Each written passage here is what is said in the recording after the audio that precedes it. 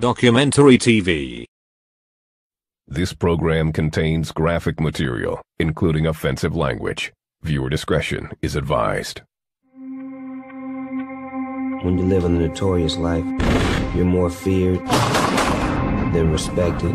See my face? The most vicious. The most violent. Love, hate, kill, take. The most dominant. Who the f*** are we? You get what you want because you take what you want. You dig? Gangland's most notorious. Gangland.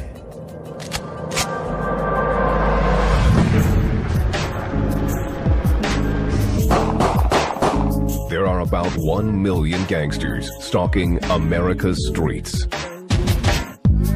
They can be found in every state and every city. If the police come right here, we beat their ass. Through unprecedented access to this lawless world. It was just about killing. Killing. Killing. We've told their violent stories. All I wanted to do was hurt people. And revealed their dirty secrets. If they were making fun, but they did something serious to us, we'd burn them alive. Along the way, certain gangsters stood out due to their frightening and vicious ways of life. Now, for the first time, Gangland has gathered the most hardcore G's to reveal. My most notorious.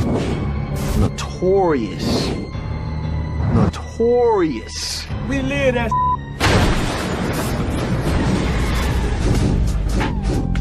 Grammy-nominated rapper Snoop Dogg was born and raised in the ganged-up neighborhoods of Long Beach, California.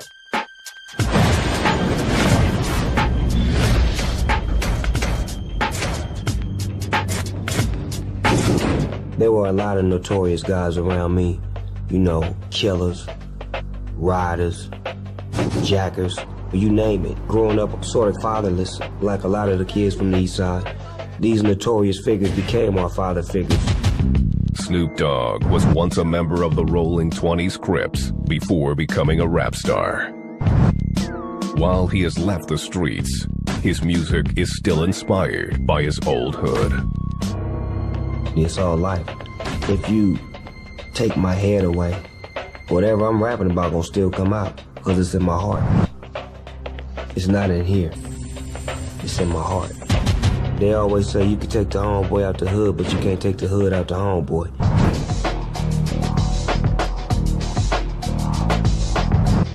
The streets also provided inspiration for gangster rap pioneer Ice-T.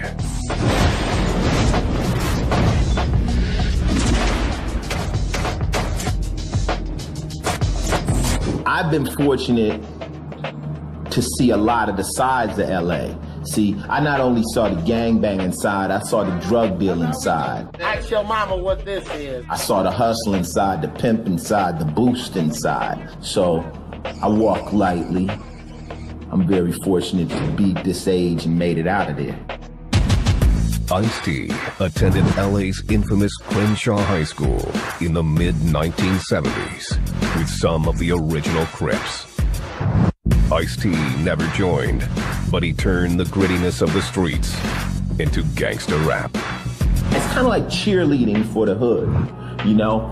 And I started to tell the stories of the streets, you know, how easy you could get shot, how easy you could get dealt with out there. I have actual gang-banging rhymes that nobody's ever heard. You want to hear a gang rhyme? Strolling through the city in the middle of the night, on my left and on my right, yelling ripped every I see. If you bad enough, come with me. Camera's looking for what the camera's looking for. Snoop Dogg and Ice-T rhyme about notorious G's from two categories. Gangsters that take orders and gangsters that give them. The ones that give the orders are known as shot callers.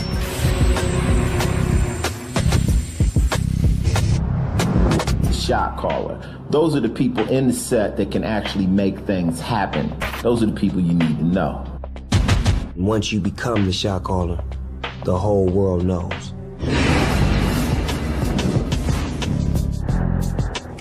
Shot callers lead by violent example. Anytime there was a fight, if it was an enemy, you know, I'm trying to stab him with a screwdriver. I'm trying to stab him with a knife, whatever, you know, a pitchfork, whatever, I don't care.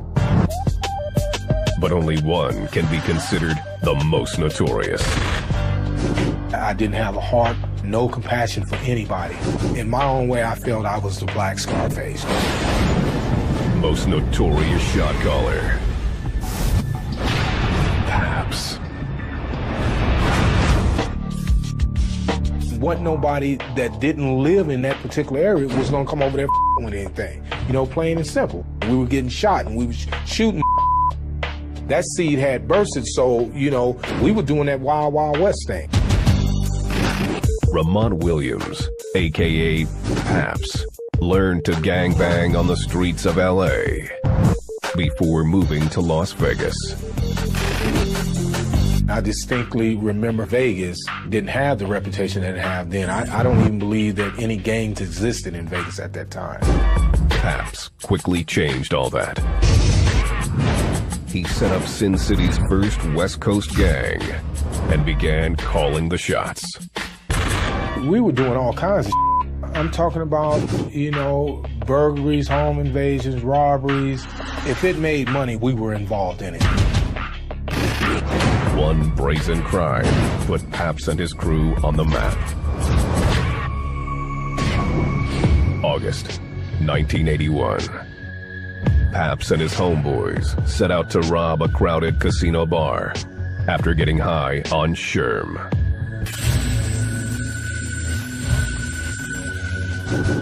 He ended up in a shootout with the cops. The police shot as I went back in the door, and the glass shattered.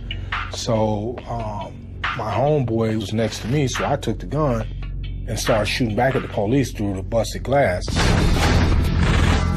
Paps quickly took a hostage and locked himself in a nearby freezer. The negotiator came, the same you see in the movie. They got the place surrounded, they ain't gonna never get up out of here. They're just gonna eventually end up killing us. Paps surrendered and served over 20 years in prison before being paroled.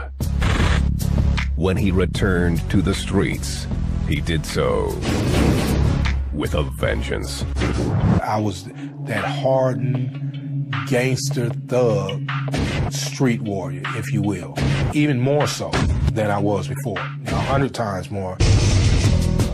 Paps has been in and out of prison for the last 30 years. And he doesn't see the notorious lifestyle going away anytime soon.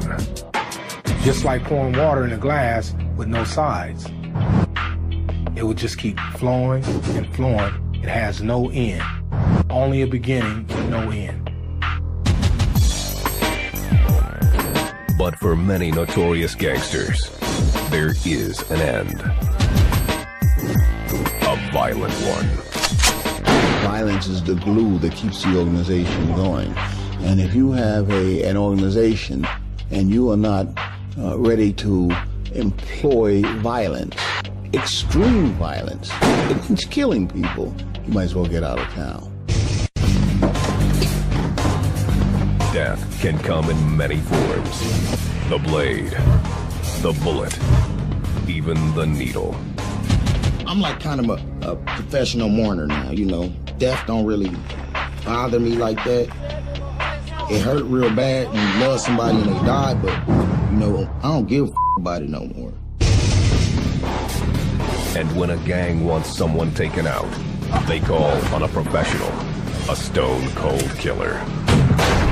Most killers don't flaunt it. They don't walk around and flaunt it. They're some of the quietest guys, and when they explode, they're the loudest. Hitmen and assassins. Every gang's got one on the You're dealing with people that are no longer capable of feeling any humanity whatsoever. They are killing machines. Killing machines with no soul. Their techniques vary, but their results are the same. Heads and hands, they got dropped in with acid, you know, they dissolve the skin. So you have the skull. The skull is easy. You know, you break it up, you grind it down, you know, it's ashes. But from the arms, legs, and torso, I started cutting up pieces that were small enough, a bird, a crow, or, you know, ants, what you're gonna work with. Few killers have revealed their true identities to gangland, but one didn't hesitate. That's my mentality. I'm gonna hurt you or do something real seriously to you where you can't come back. Most notorious killer, Scarface. Richard Merla, aka Scarface, got his first taste of blood at age 17 when he shot and killed the stepfather of his pregnant girlfriend. I was a black sheep for the family. I just took the, you know, wrong direction, and ever since then, I just been in and out of jail and prisons. In 1999, Scarface was recruited by the Bandidos motorcycle gang. Soon, the gang tapped Scarface for a bigger role. Every time he needed something done, and I'm talking something dirty, I'm the first one he would call.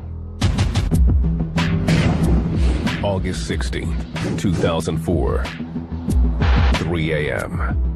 Scarface and some friends were drinking beer in a backyard when one of his buddies picked a fight.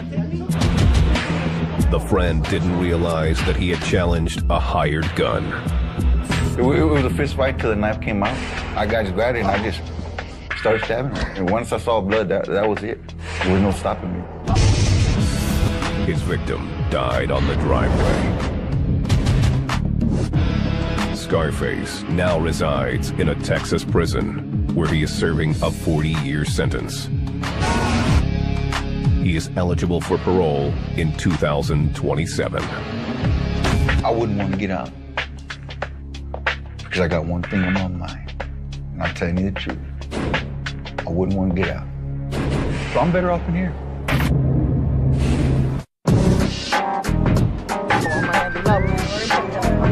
The Gangster Life.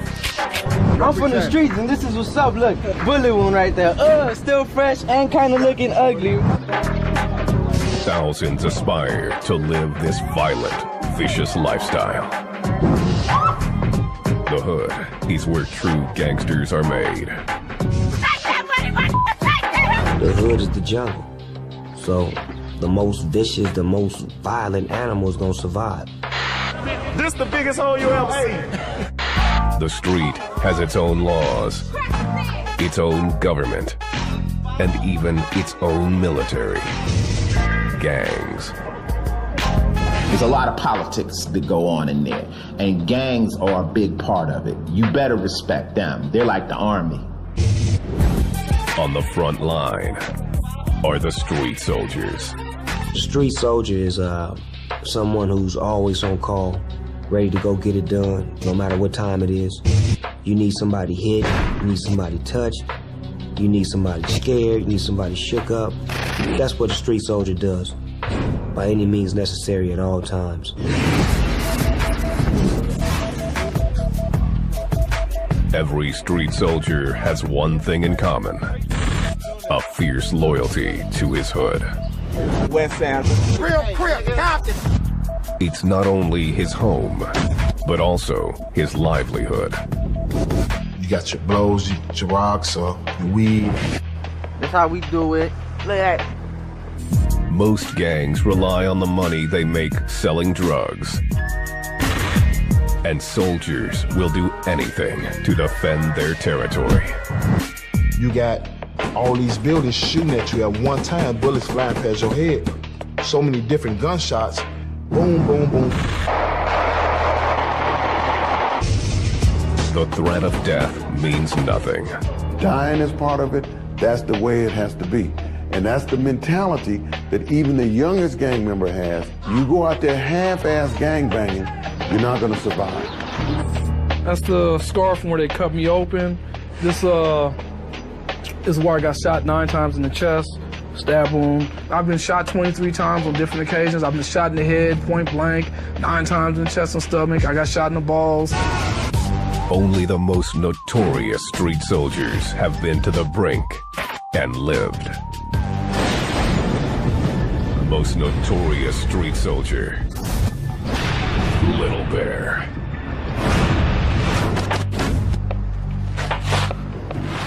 My stomach right here and my intestines, they're all plastic. This is like plastic right here. I can't really feel this area right here. Few have paid more of a price than La Gran Familia's Hugo Rocha, aka Little Bear. Despite his injuries, including damage to his hearing and speech, Little Bear feels lucky to be alive. To tell the truth, when I started gangbanging, I told my dad I wasn't gonna live to be 18. Growing up in Atlanta, Little Bear was introduced to the gang by his friends. We'd be tagging, smoking, drinking, skipping school. I mean, we'd be breaking into houses, stealing cars. In 2003, Little Bear was outside his girlfriend's apartment when a rival gang member rolled up and pulled a gun. He shot me. He shot me in my leg. When I first started running, that's what made me fall. I got back up. He shot me 7, 8 wounds in my stomach. Little Bear was rushed to the hospital and slipped into a coma. He woke up 3 months later. I couldn't talk, eat, move. I couldn't do anything, and I didn't even know who I was. Little Bear now uses his gruesome scars to show the consequences of being a street soldier.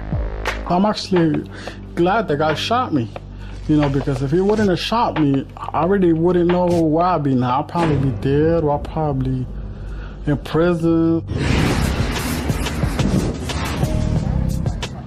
There's no shortage of recruits.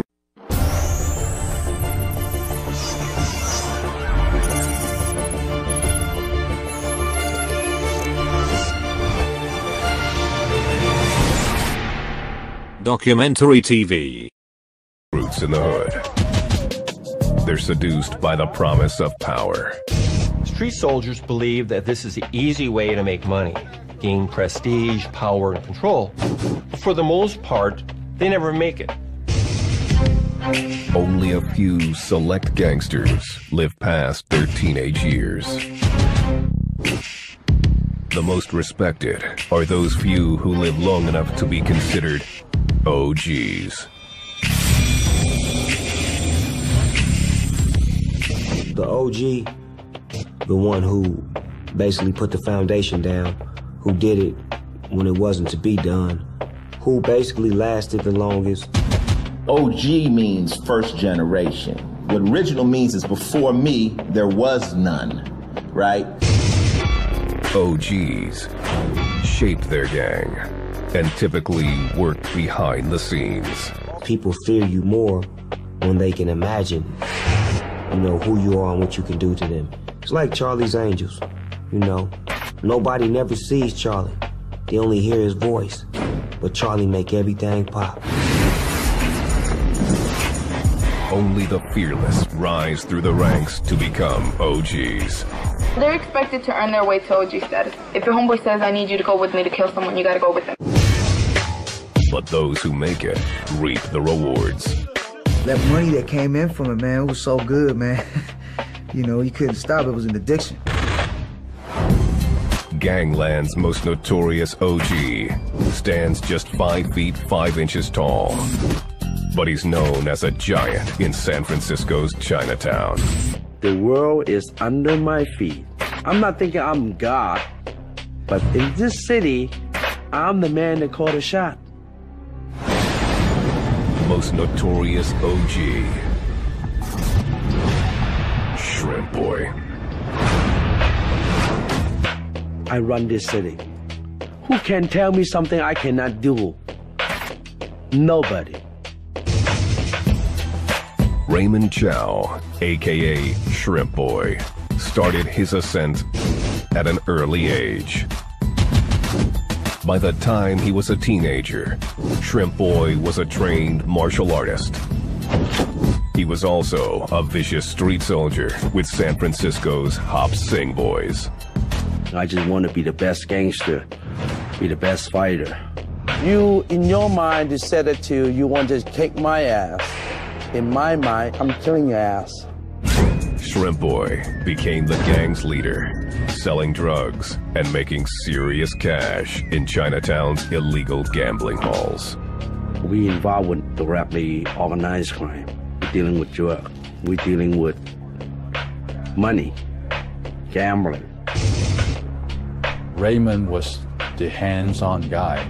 He was the one that was personally involved in a lot of criminal activities, and he was the violent one. The money and power were irresistible. One dinner, we spend $30,000. Anything you dream of it. We go to bed with 7 girls. Ain't that fun? I mean, can you handle 7 girls at one time? No. Shrimp Boy's high-flying life came to a halt when he was imprisoned on 6 counts of trafficking firearms. Now, Shrimp Boy says he's trying to go legit. I just want to be the normal people. Just be accepted by my community. Not to be alone like inside the prison. Is he just doing a good job of pulling the wool over everybody's eyes? Maybe he is. We'll find out if he ever gets busted again, I suppose.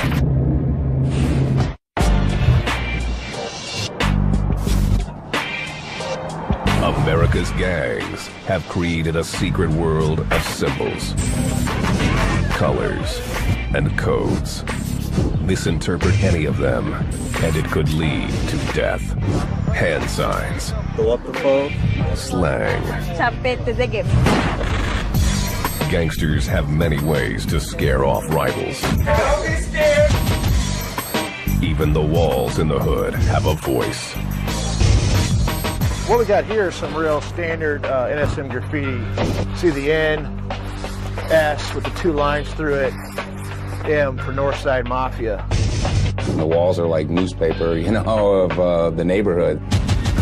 Tagging is just one way that gang members represent. Gang life, representing, tagging on the wall, spray paint, disrespecting, crossing out. That's all part of gang lifestyle. But tagging isn't limited to the streets. For some gangsters, the only way to truly represent is with permanent ink. 713, Houston, H-Town, City Houston skyline. When you get tattoos to represent your neighborhood, or you crossing out another neighborhood on your body, or you putting the city across your chest, you know, which bring respect. Yeah, LMG right there. But it's basically my hood, you know, something I live by, die by. The I represents strength and knowledge. It's no all. Pyramid is like power, foundation. I did that myself with a straight race. Massive blood loss. That's Norfolk life. I'm in these streets. I am the streets. Some tats symbolize a gangster's history. Others pay tribute to fallen homies. My cousin died in 05 in Baden on the north side of St. Louis. Got 2 shots to the head. But only the most notorious dare to flaunt their ink everywhere. With attitude to back it up. I love to kick ass. I'll come at you with a smile, but I will fight you just because it's cloudy outside. You know what I mean? Most notorious ink. Boxer. Steve Fierro, a.k.a. Boxer.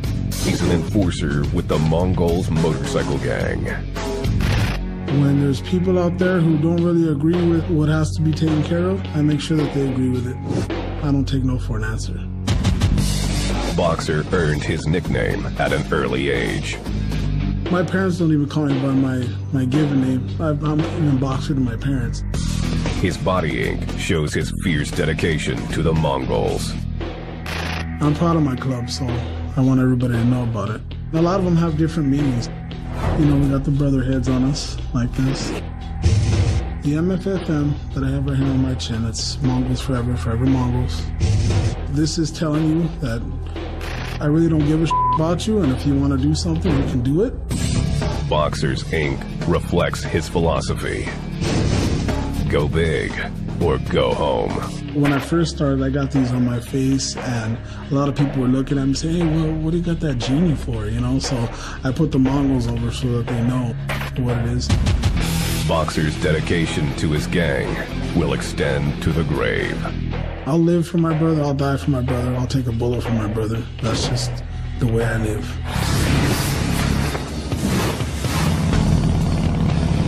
This undying loyalty is typical for all members of OMGs.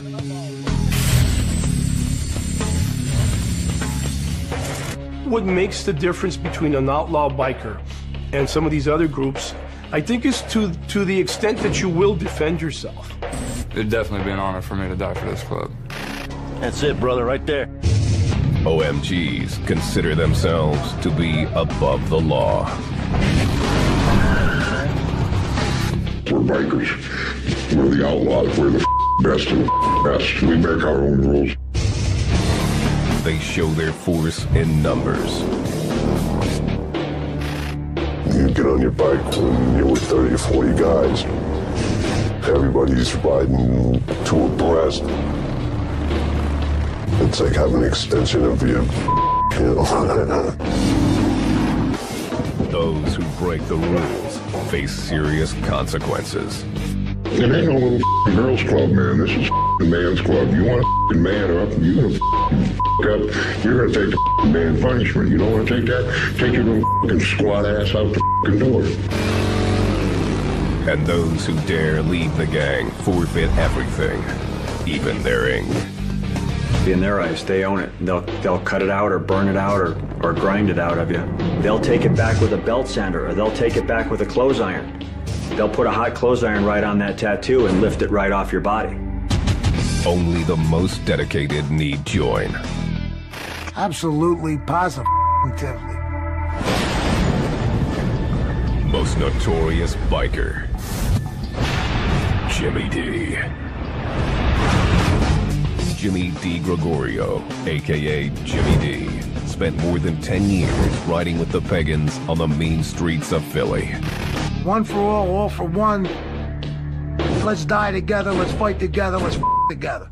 For Jimmy D, the Pagans were the doorway to a life of debauchery.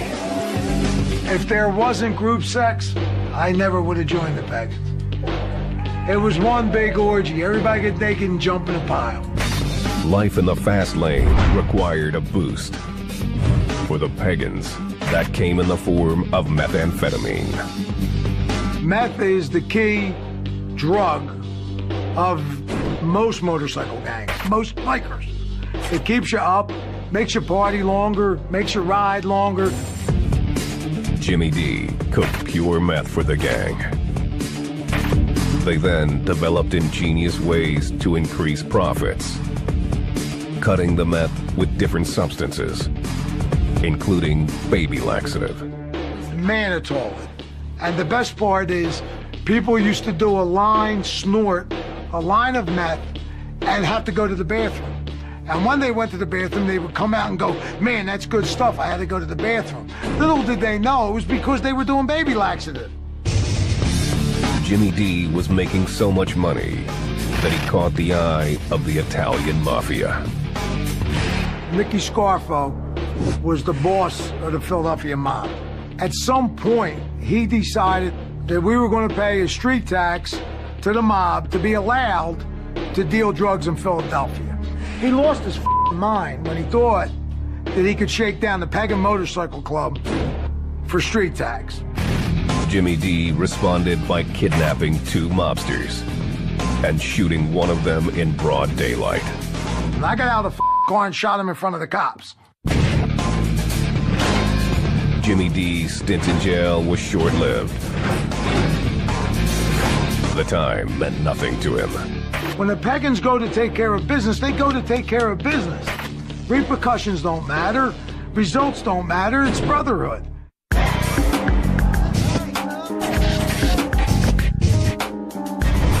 There is a universal symbol inked onto the skin of gang members across the country. 3 simple dots in a triangle. It represents the only 3 possible outcomes of gang life: prison, a hospital bed, or the grave. Prison can be like death. At some point in the time, in a criminal's mind, you think you slick. There's some kind of ego that goes with it, you know, but that's quickly erased with prison. Inside, there are only 2 types of gangsters. You either a wolf or a rabbit. And ain't no in between. You either a wolf or a rabbit. Rabbits get ate.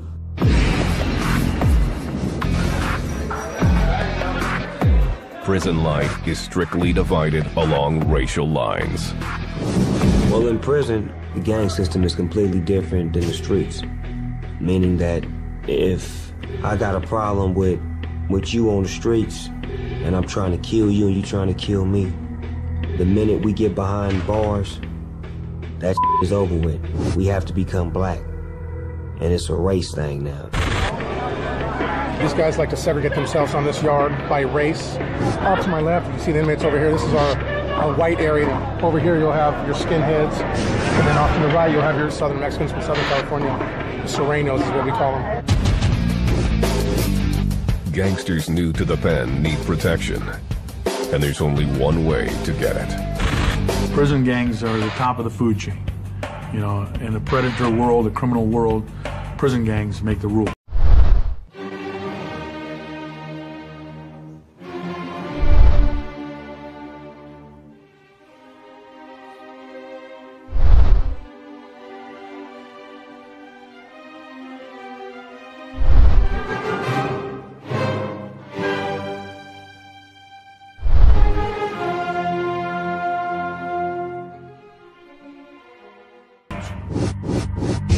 It's a wake-up call for even the hardest individuals.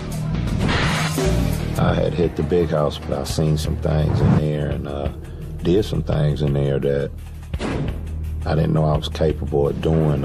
I thought the wars on the street were surmountable, but the wars that were going on in prison were just as violent. Gaining membership into these gangs isn't easy. We consider ourselves to be professional criminals. We didn't take or accept rapists or child molesters or snitches or nothing like that. You had to be vicious.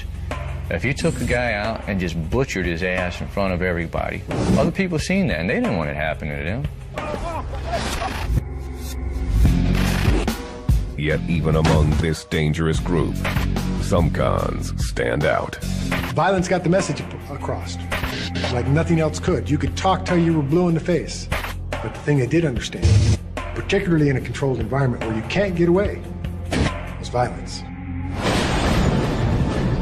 Most notorious convict, Big Mike. You killed a man, you cut his head off and kicked it down the walkway to instill fear in individuals. It was extreme, it was extraordinary. It was unlike anything that you saw anywhere else. Michael Thompson, aka Big Mike, was serving a life sentence at California's Folsom State Prison when he first hooked up with the Aryan Brotherhood. I was extremely naive about the way things were and how things operated. Well, this is the big house, and this is where the big boys play. At 6'4" and weighing 285 pounds, he was seduced by the promise of brotherhood and unity. They make you feel good, make you feel proud, make you feel like you're a part of. And of course, all of us are looking for that, particularly in prison. Big Mike mastered the art of war. his weapon of choice, the shank. When you engage in a knife fight, and you're driving up on a man and you feel that knife enter his body, and that air comes out of him, and you feel that energy drained, it changes your life forever. I don't care who you are.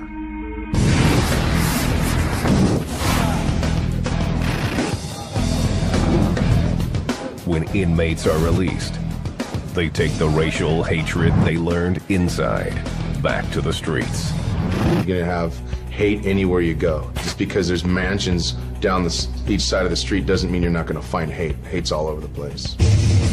And nowhere is this hate more prevalent than with white supremacist gangs. White power! The white power movement comes in many forms. From white robes to shaved heads and combat boots. I have skinhead across my knuckles. I have Sieg Heil across my back. Different German slangs, different Third Reich symbols. Most people will not even look at me twice without pretty much pissing their pants. White supremacists believe non-Aryans are less than human. Blacks wouldn't be a problem if they didn't rape our women, sell dope to our kids, impose their culture of theft, gangs, violence. This right here is the Jew flag. Usually when we have big events, people will wipe their feet on it, spit on it, whatever they feel like doing to it. Everybody from IK, all the skinheads, we all hate Jews, so. But every movement needs a leader. I don't threaten their lives. But I don't care. If they fell down a flight of stairs and broke their neck, it wouldn't bother me. Most notorious white supremacist, Tom Metzger. I was fighting for every white working man in the country that cared about being white. 72-year-old Tom Metzger is the president of White Aryan Resistance, or WAR. He has been recruiting young white men for more than 20 years. White power. I'm Johnny Appleseed. I've been planting seeds for decades. Those seeds are growing up, and they're going to grow up a lot more. Metzger is convinced the country is headed for a race war and is preparing his troops for battle. You're probably going to see revolution and civil war in your lifetime. Definitely. This country's going to go down the tube like mad. Metzger says he does not condone violence, but has no sympathy for his movement's victims. Well, violence works. Violence applied properly is effective. I don't encourage it, but I don't care.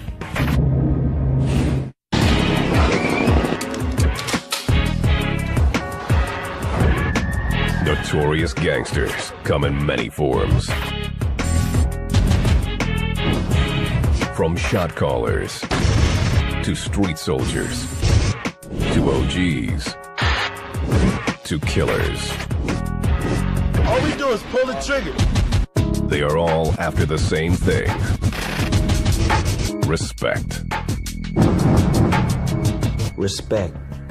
That's a small word, but it holds a lot of value. Respect can't be bought, it's gotta be earned. And the only way to earn it is the old-fashioned way. You gotta take it.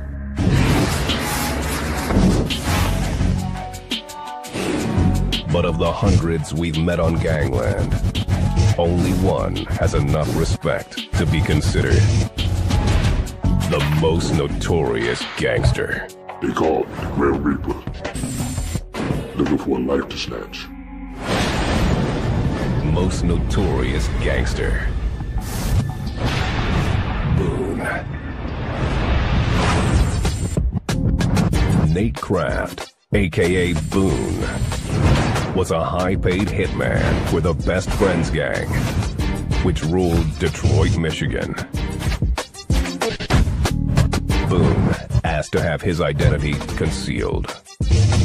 People hear about it and they like, you see the guy they call Boone?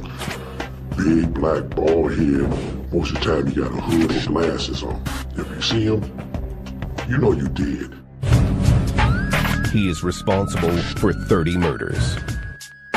His scars tell his story. I was set on fire, also received a shotgun blast. All this was from people that didn't like me. Boone was in his late 20s when he was recruited by the Notorious best friends. What they were doing, it was a murder game. You only get one shot at that. There's no second chances, there's no third chances, you get one shot. Boone started doing hits for the gang, making as much as $50,000 per killing. Once you got a little taste of money, you wanted more money. You never could get enough. If you see a guy 19, or you see a guy 20 years old in a blazer with custom Louis Vuitton tops with gold rims and the car is just banging a sound system that's louder than Joe Louis Arena, you know what's going down. Boone didn't just do it for the money. He took pleasure in making his victims sweat. Most guys, I will make them suffer. They know I'm coming for them, so I'll let them know I'm coming for you. Sometimes I'll just show the guy past me, hey, how you doing? I'm not there to do you yet, but you know I'm coming. Boone's killing spree ended when he was arrested on drug charges. He cooperated with authorities in exchange for a reduced sentence. But snitching on a gang has lifelong consequences. I usually be in the hunter. Now I got people doing me, trying to do me. That feel weird because I gotta watch my back. Boone has a warning for the man who tries to take him out. They could count on one thing. You better make sure the first bullet counts. Because of that, ain't nothing gonna stop me till I get my hands wrapped around your throat and snatch it. Hopefully I'll be able to take them to hell with me. I'm not going by myself.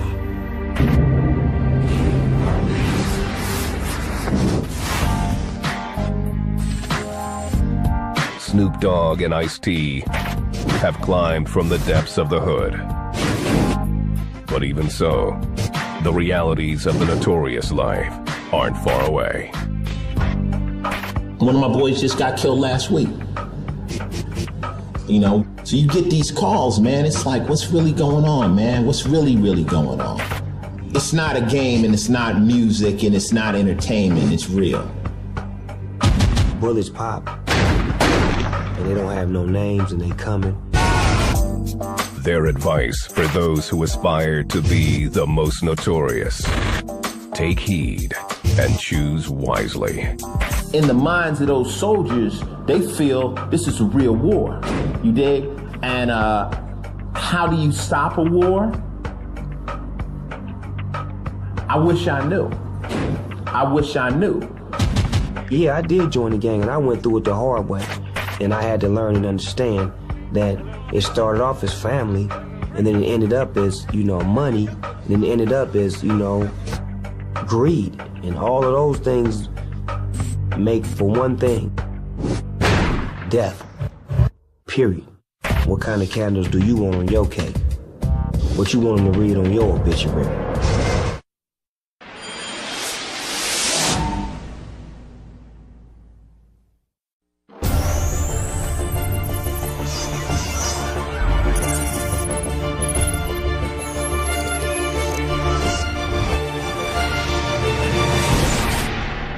Documentary TV. Like mad. Metzger says he does not condone violence, but has no sympathy for his movement's victims. Well, violence works. Violence applied properly is effective. I don't encourage it, but I don't care.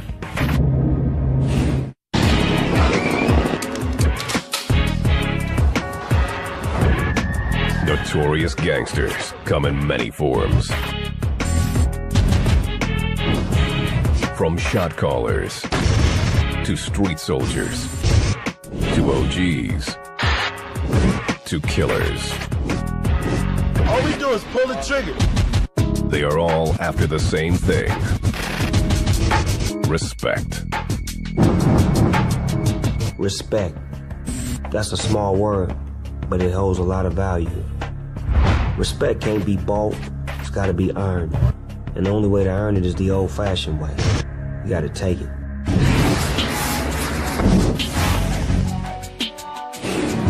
But of the hundreds we've met on gangland, only one has enough respect to be considered the most notorious gangster. They call it the Grim Reaper, looking for a life to snatch. Most notorious gangster. Boone. It hurt real bad when you love somebody and they die, but, you know, I don't give a about it no more. And when a gang wants someone taken out, they call on a professional, a stone-cold killer. Most killers don't flaunt it. They don't walk around and flaunt it. They're some of the quietest guys, and when they explode, they're the loudest. Hitmen and assassins. Every gang's got one on the payroll. You're dealing with people that are no longer capable of feeling any humanity whatsoever. They are killing machines. Killing machines with no soul. Their techniques vary, but their results are the same. Heads and hands, they got dropped in quick acid, you know, they dissolve the skin. So you have the skull is easy, you know, you break it up, you grind it down, you know, it's ashes. But from the arms, legs, and torso, right, I started cutting up pieces that were small enough, a bird, a crow, or, you know, ants, or even Few killers have revealed their true identities to gangland, but one didn't hesitate. That's my mentality. I'm gonna hurt you or do something real seriously to you. Richard Merla, aka Scarface, got his first taste of blood at age 17 when he shot and killed the stepfather of his pregnant girlfriend. I was a black sheep for the family. I just took the, you know, wrong direction, and ever since then I just been in and out of jail and prisons. In 1999, Scarface was recruited by the Bandidos motorcycle gang. Soon, the gang tapped Scarface for a bigger role. Every time he needed something done, and I'm talking something dirty, I'm the first one he would call. August 16, 2004, 3 a.m. Scarface and some friends were drinking beer in a backyard when one of his buddies picked a fight. The friend didn't realize that he had challenged a hired gun. It was a fist fight till the knife came out. I just grabbed it and I just started stabbing him. And once I saw blood, that was it. There was no stopping me. His victim died on the driveway. Scarface now resides in a Texas prison where he is serving a 40-year sentence. He is eligible for parole in 2027. I wouldn't want to get out. Documentary TV. Roots in the hood. They're seduced by the promise of power. Street soldiers believe that this is the easy way to make money, gain prestige, power, and control. But for the most part, they never make it. Only a few select gangsters live past their teenage years. The most respected are those few who live long enough to be considered OGs. The OG, the one who basically put the foundation down, who did it when it wasn't to be done, who basically lasted the longest. OG means first generation. What original means is before me, there was none, right? OGs shaped their gang and typically worked behind the scenes. People fear you more when they can imagine, you know, who you are and what you can do to them. It's like Charlie's Angels, you know. Nobody never sees Charlie. They only hear his voice. But Charlie make everything pop.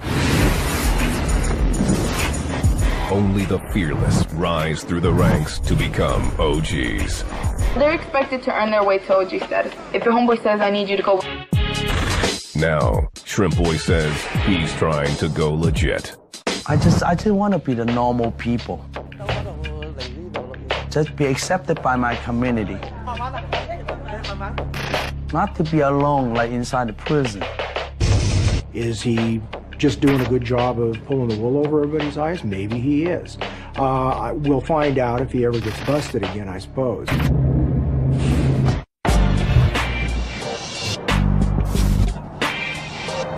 America's gangs have created a secret world of symbols, colors, and codes. Misinterpret any of them, and it could lead to death. Hand signs, go up the pole, slang. Gangsters have many ways to scare off rivals. Don't be scared. Even the walls in the hood have a voice. What we got here is some real standard NSM graffiti.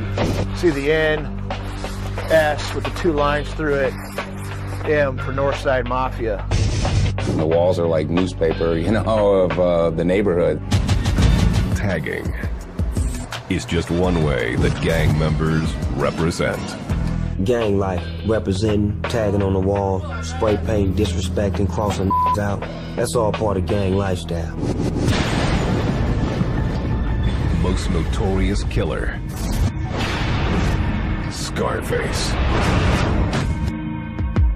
Richard Merla, aka Scarface, got his first taste of blood at age 17 when he shot and killed the stepfather of his pregnant girlfriend. I was a black sheep for the family. I just took the, wrong direction, and ever since then, I just been in and out of jail and prisons. In 1999, Scarface was recruited by the Bandidos motorcycle gang. Soon, the gang tapped Scarface for a bigger role. Every time he needed something done, and I'm talking something dirty, I'm the first one he would call.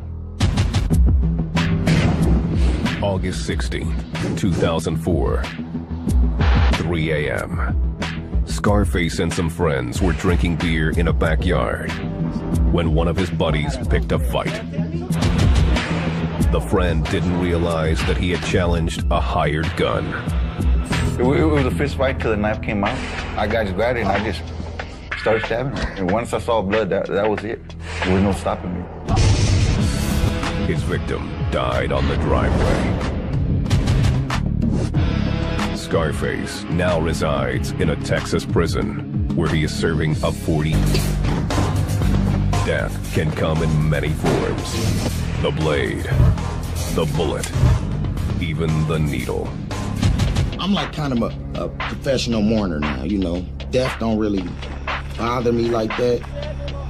It hurt real bad when you love somebody and they die, but, you know, I don't give a about it no more. And when a gang wants someone taken out, they call on a professional, a stone-cold killer. Most killers don't flaunt it. They don't walk around and flaunt it.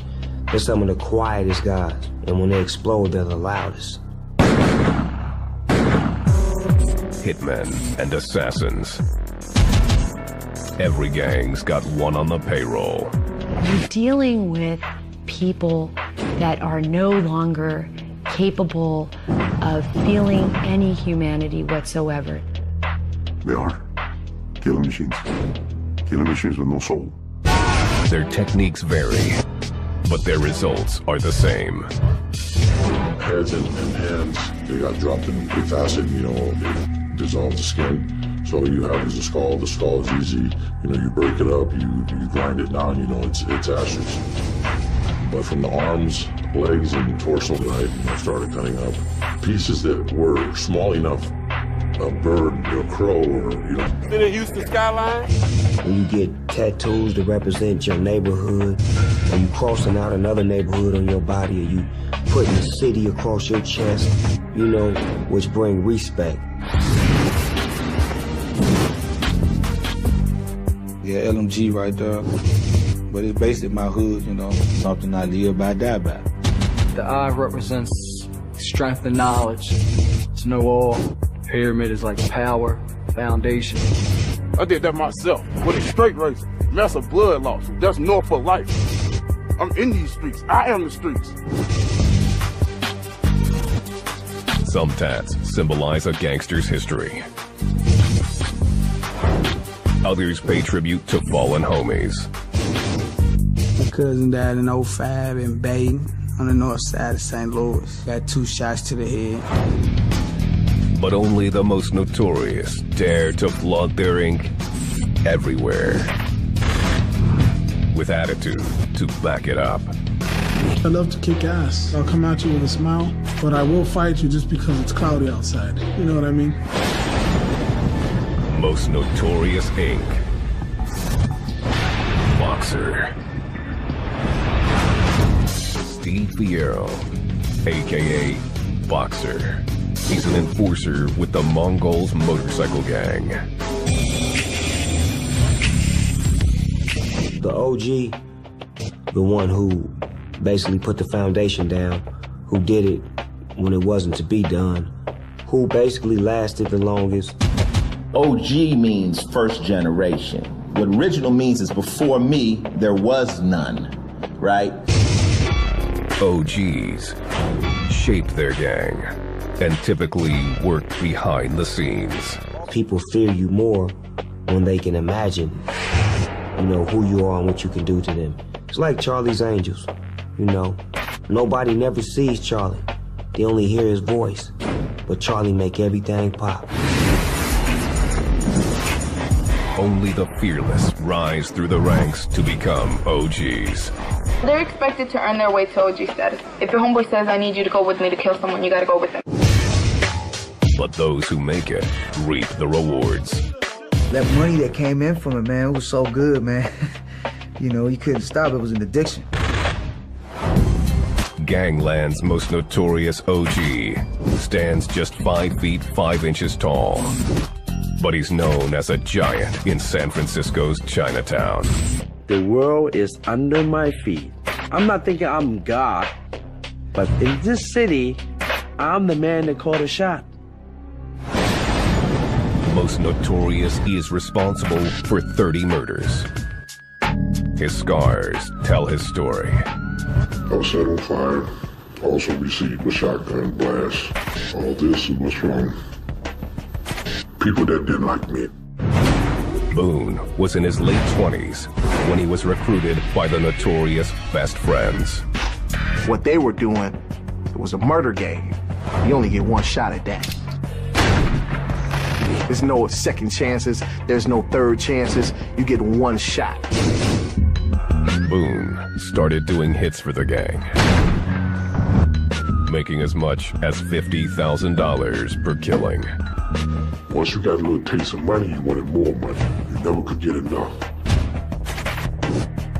If you see a guy 19, or you see a guy 20 years old in a blazer with custom Louis Vuitton tops with gold rims and the car is just banging a sound system that's louder than Joe Louis Arena, you know what's going down.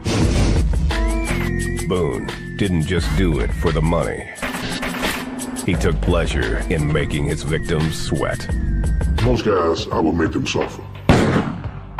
They know I'm coming for them, so I'll let them know I'm coming for you. Sometimes I'll just show the guy past me, hey, how you doing? I'm not there to do you yet, but you know I'm coming. Boone's killing spree ended when he was arrested. Once you become the shot caller, the whole world knows.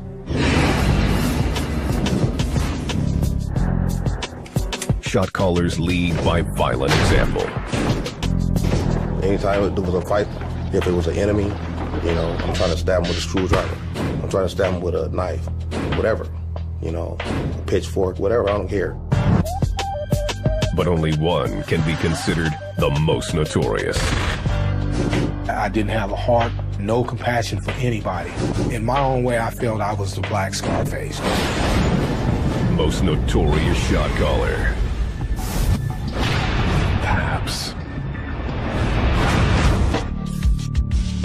wasn't nobody that didn't live in that particular area was gonna come over there with anything. You know, plain and simple. We were getting shot and we was shooting.